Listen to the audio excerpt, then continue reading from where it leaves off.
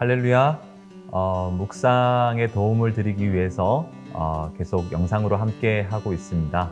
곳곳에서 지내시는 모든 형제 자매님들 주님의 이름으로 축복합니다. 묵상이 듣는 것의 문제라고 좀 말씀드렸잖아요. 쉐마라고 이렇게 주님으로부터 듣는 것은 그분 앞에 순종하고 그분의 말씀에 주의를 기울이고 그분 앞에 반응하는 것까지 포함하는 것이다. 이렇게 이제 말씀드린 적이 있었는데, 어떤 분들은 이 묵상의 주제를 대하면서 혹은 들으려고 하는데 잘 들리지 않아요. 귀를 기울이는데도 주님이 뭐라고 말씀하시는지 잘 모르겠어요. 이렇게 이야기하시는 분들도 있죠. 저도 그런 경험을 한 적이 있었고요. 그래서 하나님은 지금은 침묵하시는 것 같아요. 이렇게 이야기하기도 하잖아요.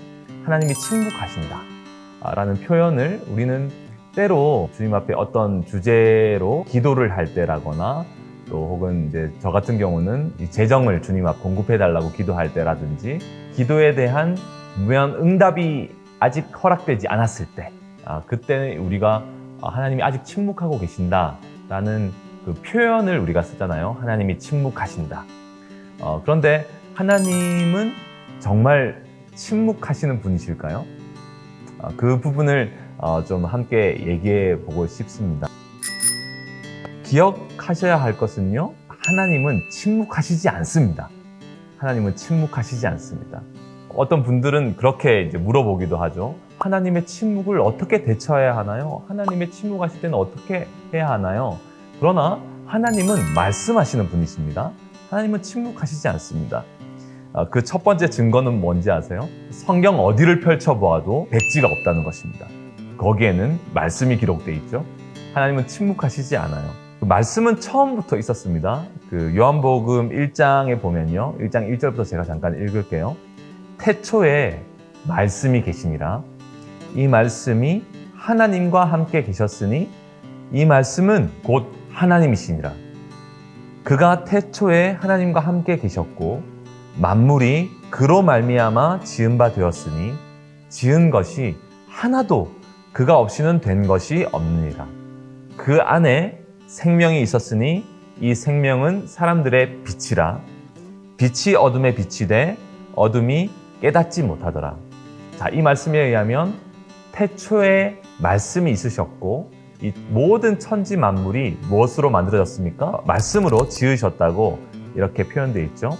하나도 그 말씀이 없이는 된 것이 없다. 이 말씀이 육신이 되신 것이 곧 예수 그리스도이시며 그분이 생명이시다, 빛이시다. 이렇게 지금 이 말씀은 얘기하고 있는 거예요. 그러니까 주님이 나에게 말씀해 주시지 않았다, 침묵하고 계시다 하는 것은 주님이 나와 함께 하시지 않는다 라는 말과도 같은 말이 되겠죠. 그런데 하나님은 태초부터 지금까지 말씀하시는 분이시라는 거죠.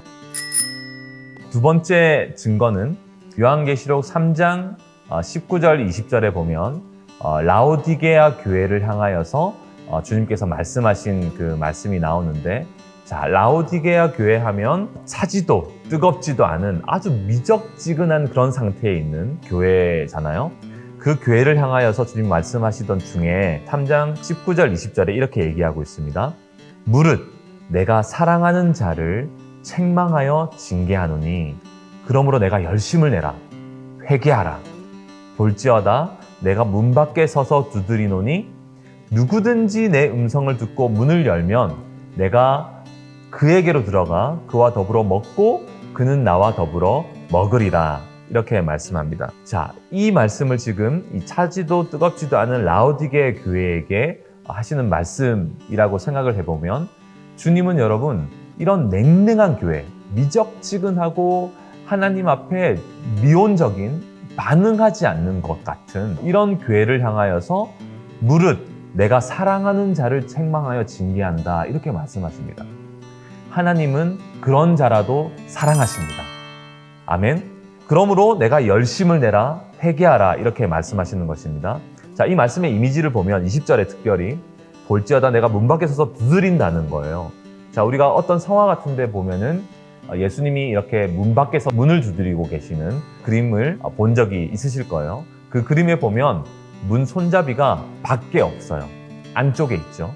안에서만 열 수 있는 그런 문처럼 보이는 그림인데, 이 말씀에도 보면 누구든지 내 음성을 듣고 문을 열어달라는 거예요.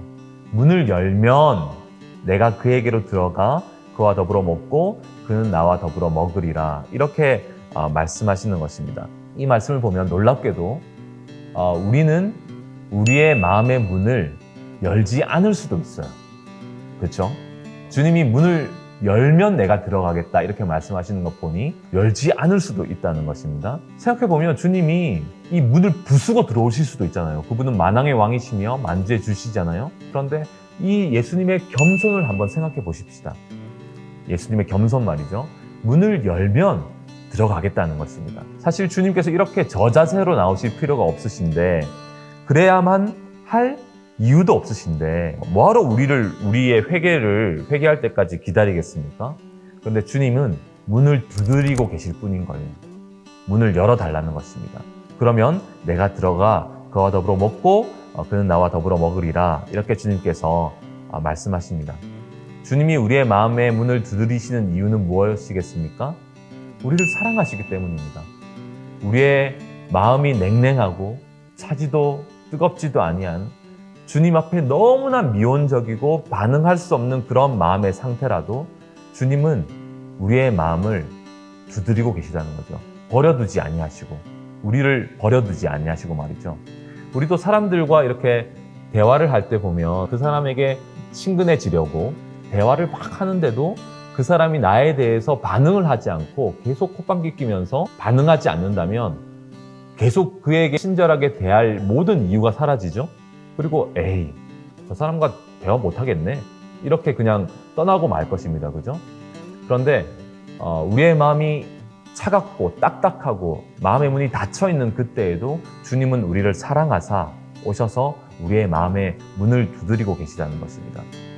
그러므로 주님은 말씀하십니다.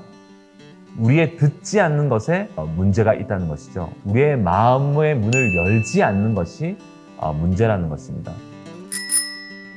이 말씀을 여러분 기억하시기 바라요. 그래서 우리가 날마다 이 하나님의 말씀을 대할 때마다 이 이미지를 한번 머릿속에 떠올리시는 것도 도움이 될 것 같아요. 주님이 우리의 마음의 문을 문 밖에서 두드리고 계신 이 이미지 말이죠. 때로는 우리가 하나님의 말씀을 펼치고 묵상을 하기 전에 우리의 마음이 너무나 냉랭하고, 꼭 묵상해야 되나? 꼭 말씀 봐야 되나? 막 이런 생각이 들고, 오늘은 그냥 넘어갈까? 이런 차지도 더웁지도 이렇게 딱딱하고 냉랭한 그런 마음의 상태를 할지라도 여러분 떠올리셔야 합니다. 주님이 우리의 마음의 문을 두드리고 계십니다. 이 영상을 보고 계신 지금도 여러분의 마음을 지금 두드리고 계십니다. 내 말을 좀 들어줘. 나의 말을 듣고 이 말씀이 너의 삶의 생활을 비추이게 해다오. 내 말이 네 삶의 결론이 될 수 있도록 말씀 안으로 나오지 않으렴. 주님이 이렇게 우리에게 이 묵상의 세계로 초청하고 계시다는 말이죠. 이 매일의 묵상을 통해서 여러분 우리가 가져야 할 중요한 인식, 주님이 우리의 마음을 두드리고 계시다는 것. 여러분, 그런 의미에서 하나님은 침묵하시지 않습니다. 우리에게 늘 말씀해 주고 싶어 하십니다. 늘 말씀해 주고 싶어 하세요. 지금 이 순간에도 영상을 보고 계신 모든 분들에게 말씀해 주고 싶어 하십니다. 우리의 마음의 문을 두드리고 계시다는 거예요. 자, 이것을 생각하시고 날마다 이 묵상을 하기 싫어하는, 또 묵상으로 나아가기를 버거워하는 우리의 마음의 상태 가운데 있으시다면 여러분, 주님이 우리의 마음의 문을 두드리고 계시다는 사실을 기억하시고 말씀을 펼치시고 또 오늘의 묵상으로 우리가 함께 나아갔으면 좋겠습니다. 할렐루야!